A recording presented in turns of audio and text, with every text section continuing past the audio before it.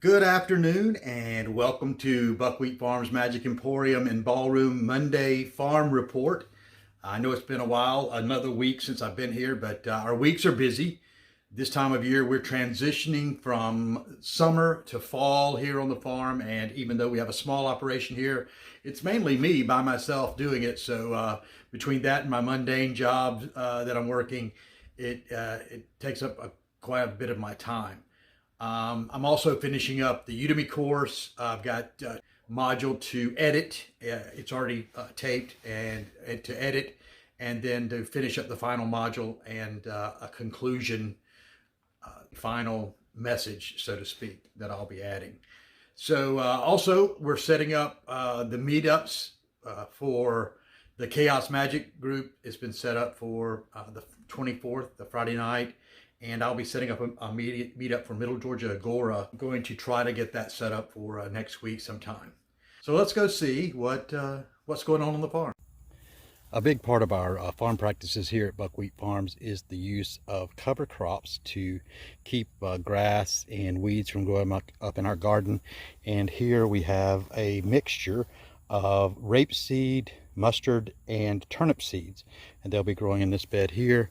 I've planted these beds here with Sudan sorghum grass, both these beds. And this bed here is a mixture of Sudan sorghum grass and buckwheat. And I'll be clearing this front bed this coming week.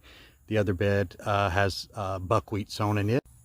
In the strawberry yield, I've got Sudan sorghum grass sown along the edges, and you can see some of it is already starting to come up here. Let me see if I can get a little closer. This is the Sudan sorghum grass. It'll grow up about this tall, about 4 feet tall. I'll be able to get maybe 2 harvests from it before the season ends, before we get into cooler weather. And then I've got buckwheat sown in here as well. This week I finally got my raspberry bushes tied up a little bit on this trellis here.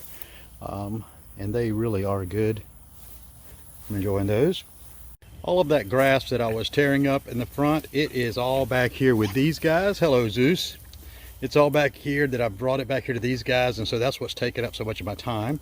And also this week, I finally fixed, and I believe you can see it here, the electric fence. When I had moved this fence a couple of weeks ago, well, actually a couple of months ago, I had to take up the electric fence, and the pigs had the wires just scattered all over the place and tangled up. So I spent most of my time untangling them. But I've got electric hooked up all the way around into an area that's protecting my hazelnut tree here.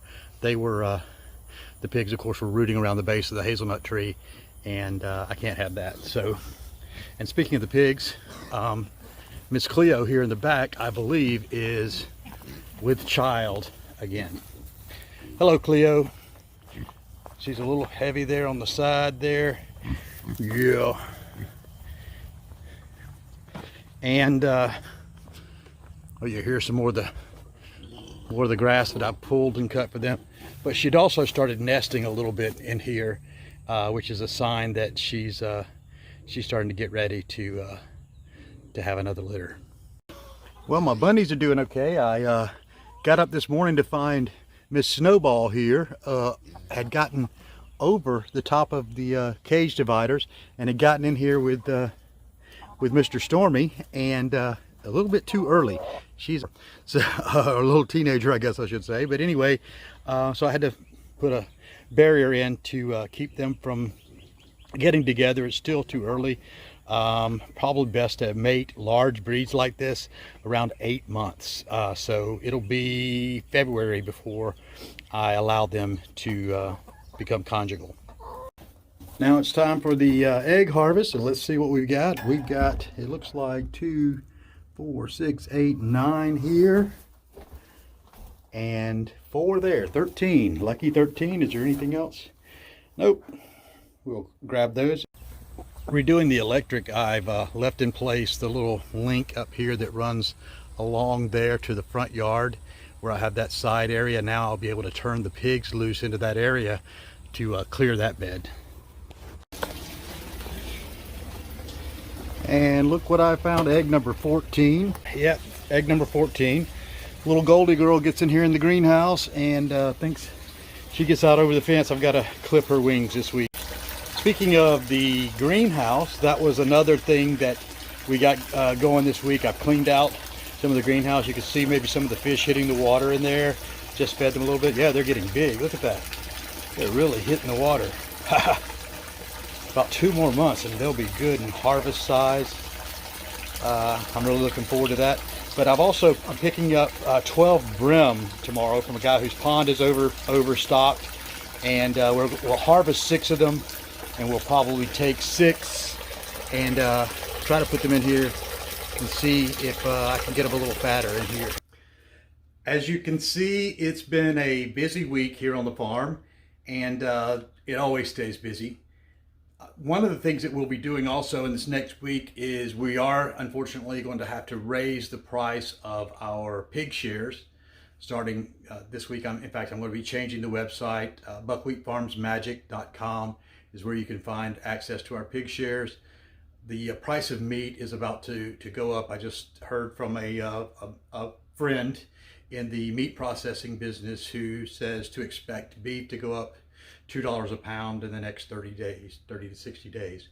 So all of the whiplash that I've been telling you about is starting to happen. So we are going to have to go up on our pig shares. It'll go up to $540 for the pig instead of $450, only $90 going up.